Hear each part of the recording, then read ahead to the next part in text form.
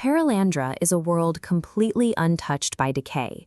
The protagonist, Ransom, explores a paradise of floating islands and golden seas, walking through an environment of absolute, unbroken innocence.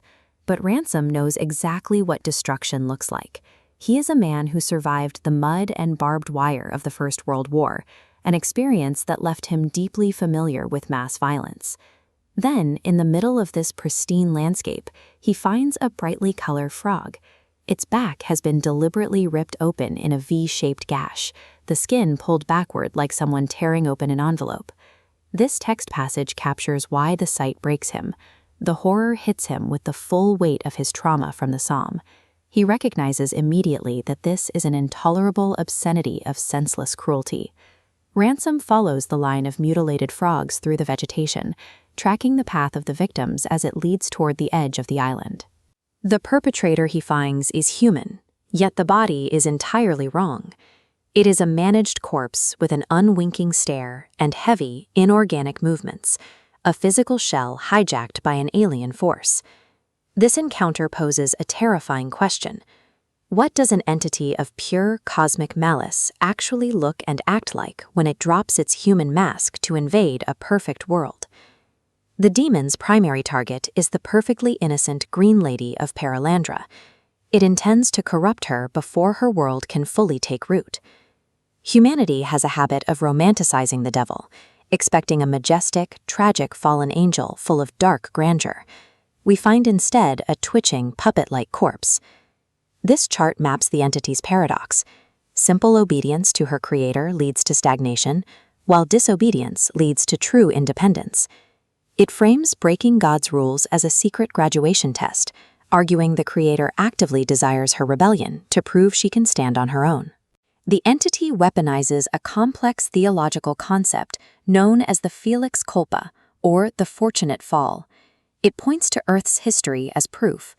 It tells her that humanity's original sin is what eventually brought about poetry, art, and the ultimate incarnation of God as a man.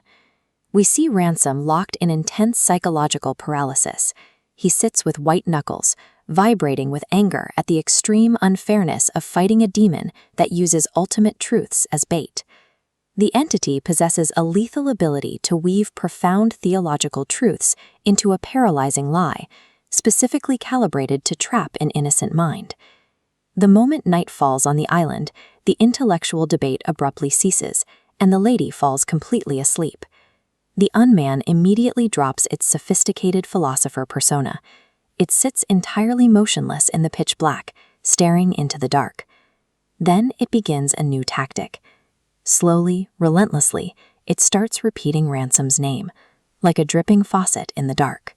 When Ransom finally breaks and answers the relentless chanting, the creature merely replies with a single word: nothing.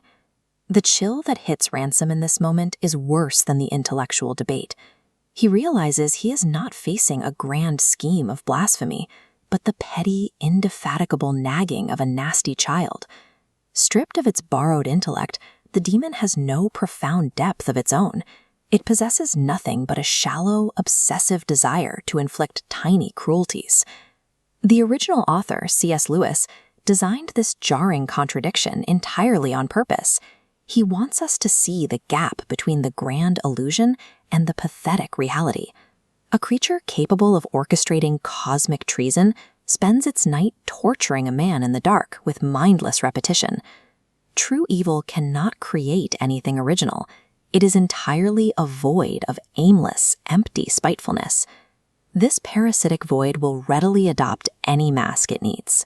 It transitions instantly from a brilliant philosopher to a nagging child, existing solely to consume whatever goodness is placed in front of it. Lewis presents real-world malice as a hollow, pathetic, and parasitic void, stripping away the illusion of majestic or powerful force.